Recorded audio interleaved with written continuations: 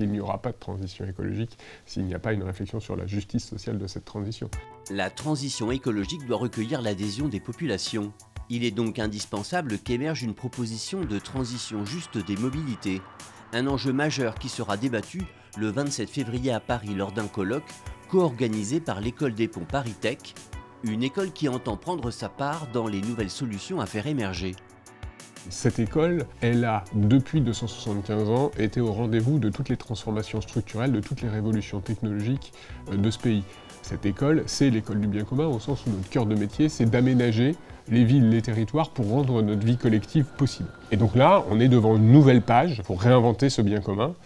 Et moi, j'espère, je m'y emploie, à ce qu'on ait dans cette école des formations, qu'on passe des connaissances, des compétences, des savoir-être à nos élèves qui leur permettent d'être des acteurs pleinement engagés, pleinement responsables et même pleinement enthousiastes sur le fait que c'est bien de ça dont il s'agit, c'est réinventer un modèle de société qui soit beaucoup plus durable. Réussir à décarboner la société tout entière, et notamment les transports, secteur où pour l'instant les émissions de gaz à effet de serre ne baissent pas, c'est le challenge de toute une génération d'ingénieurs. La grande force de nos ingénieurs, c'est d'avoir des capacités analytiques très puissantes. Là, ce qu'on leur demande, c'est d'ajouter autre chose. C'est d'imaginer des futurs possibles et d'évoluer dans un monde qui reste largement incertain.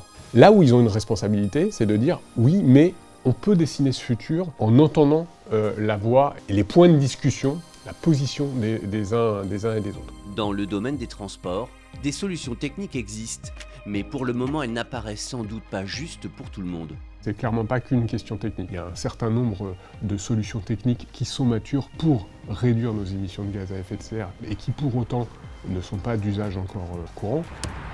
Il n'y a pas de technologie qui s'impose. Il n'y a que des technologies qui, à un moment donné, sont appropriées et deviennent des évidences dans l'usage. Et là, l'enjeu de la décarbonation, soit des mobilités, soit des modes de vie, soit des modes de consommation, il faut que ça devienne des choses que les gens font naturellement. Je trouve la période assez enthousiasmante parce qu'on doit détricoter en 25-30 ans des habitudes de consommation et des modes de vie qui se sont construits pendant les 70 ans sur des technologies développées depuis 150 ans. Donc de toute manière, il y a cette ambition-là qui est devant nous et c'est normal que, des actes de rupture soient posés et qu'ensuite, il y ait toute une phase d'appropriation, d'acculturation, d'acceptation, mais donc d'explicitation du rythme avec lequel cette appropriation, elle peut se faire, quoi. Et on est dans cette phase-là.